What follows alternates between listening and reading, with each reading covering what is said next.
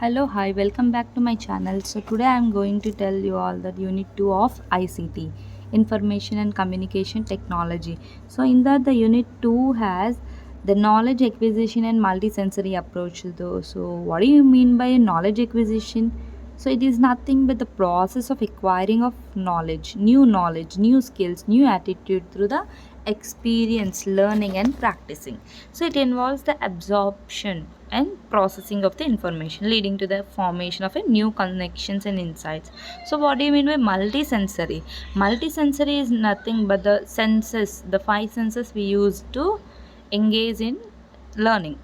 So the eyes are for the sight, and the nose is for the smell, and tongue is for the taste, and the body is for touch, and the ear is for the sound, and everything is how the multi senses are engaged in approaches of learning. It is nothing but multi-sensory approach in the uh, concept only. It's their multi-sensory approach, so you can easily remember all this. So visualize. So whatever we do, we do the we see the images, we sight. That means we use the sight here, the senses. So images, videos, diagrams, the visual aids. Auditory inputs, the music, podcast, and oral instruction through the for the hearing. So tactile experience, hand-on activities, and the experiments. Kinesthetic body movements, olfactory gustration experiments, smell and taste. So it will comes under the senses of the multisensory approaches. So what are the benefits of the multisensory approach? Means improve the engagement and motivation, enhance the memory and retention, increase the understanding and recall, so and develop the creativity and critical thinking, personalized learning and experiences. So effective knowledge acquisition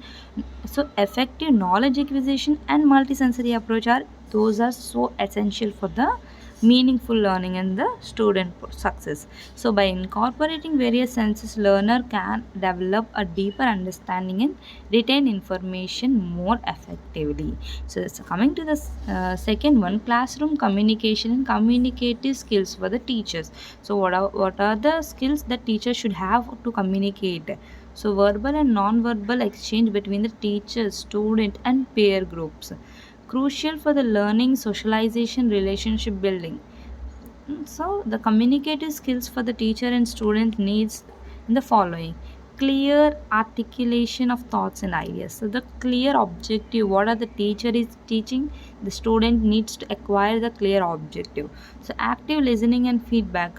So the teachers needs to encourage them to effectively listen by the students. Effective questioning and discussion techniques, conflict resolutions and negotiation, empathy and understanding. So the teacher need to not only teaching in the subject, so that needs teacher towards the student will be should be as empathy. So teacher need to understand the problems of the students also. The Flanders interaction analysis category system. So here it is a theory which is the Flanders interaction analysis category system, which means here how the teacher and student should be observed by the observation by this theory. So how the teachers talk, how the student talk will be observed in this theory. The categories are teachers talk TT, student talk ST, teacher student interaction, student interaction, silent or confusion is the fifth stage. So FIACS, Flander interaction analysis framework for analysis teacher student is helps the teachers is become aware of their communication patterns, encourage the student in participation and engagement, improve the classroom dynamic of learning and learning outcomes, develop the effective communication skills. So by applying this theory, we can create a more inclusive and interactive classroom and effective classroom for the student environment. So fostering the meaningful communication and promoting the student success. So the third thing is individualized instructions and concept need principle of the techniques. Individualized instruction is nothing but tailoring the instruction to meet the unique needs, abilities and learning style of each student. So for the each student has different inequalities. So those inequalities, the teachers should need to meet all the inequalities of the different students. So the teacher need to instruct to meet the unique needs of the student, each student, recognizing each student learns and at their own pace and has distinct strengths and weaknesses. So what are the needs? Catering to diverse learning needs in heterogeneous classroom, addressing the limitation of one size fits all approach, so fostering the personalized learning experience. So what are the principles need to followed by the teachers are diagnostic assessment to identity individual needs, setting specific achievable goals, flexible pacing and adaptability, ongoing evaluation and adjustment, student centered and learner autonomy. So the next thing is techniques. What are the techniques teacher need to use to help the students? Learning contracts, personalized learning plans, different plans to the students, adaptive technology, learning centers and stations, tiered assignments and scaffolding, and self-directed learning and project-based learning. So to help the students, teacher need to follow all these steps. So individualized instruction allows the teachers to maximize student potential, increase the motivation and engagement, develop a more personalized and effective teaching approach, address learning gaps and challenges, foster a support and inclusive learning and environment. So, by embracing individualized instructions, teachers can create a more dynamic and effective learning environment that caters to the unique needs of each student. So, coming to the fourth one is programmed learning. That in the programmed learning is nothing but a systematic and structured approach to the learning. It is based on the behavioral psychology, so and learning theory only. So, what are the principles? So must have the clear objectives and sequential learning, active participation, immediate feedback and self-paced learning.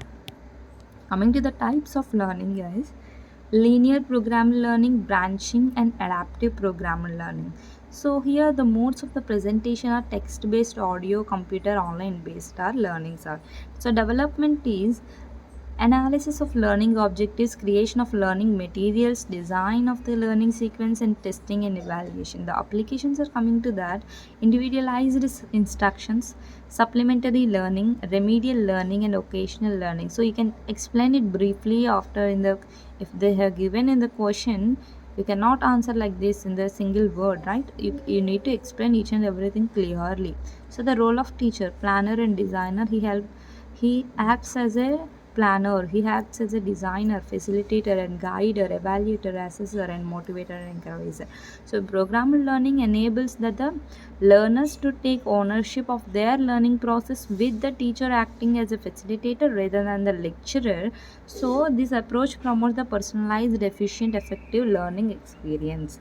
So the coming to the fifth topic, that is changing the role of the learner and the teacher in ICT integration and challenges. So changing the roles of the learner from passive recipient to the active recipient. So take ownership of the learning, develop the skills of in information literacy, critical thinking and problem solving, becomes a creator, producer of the content, collaborates and communicates with a peer globally. And changing the roles of the teacher means in the way of from sole knowledge provider to the facilitator and guide. So the teacher needs to think he is the not knowledge provider and he is also the facilitator and the guider. Design learning experience and environment, encourages the autonomy and self-directed learning, and develop the skills in technology and integration and pedagogy. So becomes a lifelong learner and role model. What are the challenges in ICT integration is nothing is that the following: infrastructure and resource constraints, teacher training and support, curriculum and pedagogical changes, equity and access issues, balancing technology with the traditional learning method, ensuring the digital literacy and safety. So, to overcome these challenges, the teacher learns must be flexible, adaptable, and willing to learn together. So, effective ICT integration requires that ongoing support, professional development, and commitment to innovative and student centered learning practices. So, if you have any doubts in this second unit, you can easily ask through the comment box. And thanks for watching my video and support my videos. And also, thanks for watching this video.